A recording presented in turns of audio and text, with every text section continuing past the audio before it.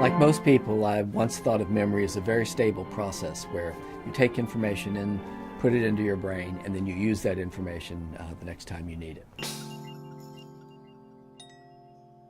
But the experiments we did in the late 1990s and published in 2000 sort of opened up a whole new wave of research. It certainly blew me away when we made the discoveries at that time, showing that each time you take a memory out, it's subject to change.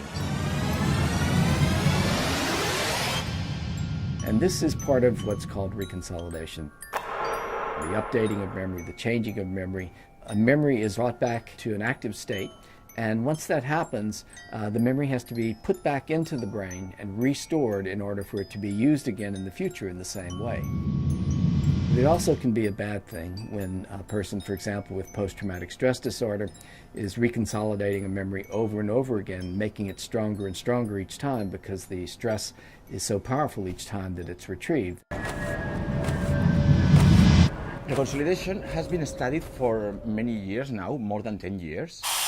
And there are other things we know about how the brain makes this reconsolidation process. But what we don't know are the exact conditions under which the memory is going to be changed in this way.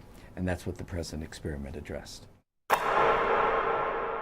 We modified the classical methods to study memory in rats. Normally you associate a tone and present a little shock. And so the animal learned the association that the tone is going to predict the shock. In our situation, we used a much longer tone, 60 seconds tone, and the shock arrived in the middle of the tone.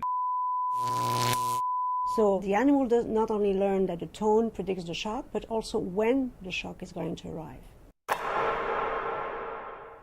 The next day, we reactivated the memory by presenting the tone and the shock. But in this case, the shock arrives earlier. Instead of arriving at 30 seconds, now it arrives at 10 seconds.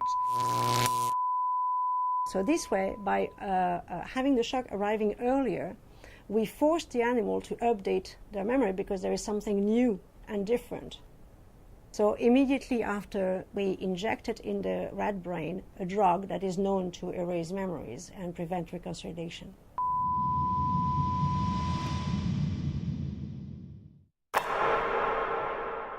So the third day, we tested the memory of the rat by presenting the tone alone.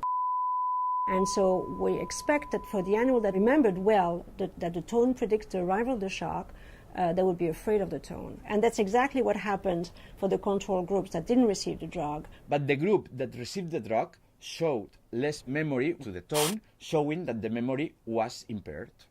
The amazing thing was that the rats that received the same drug, but the time of arrival of the shock was not shifted, these rats didn't show any impairment of memory, showing that new information is necessary during reactivation in order to trigger reconsolidation.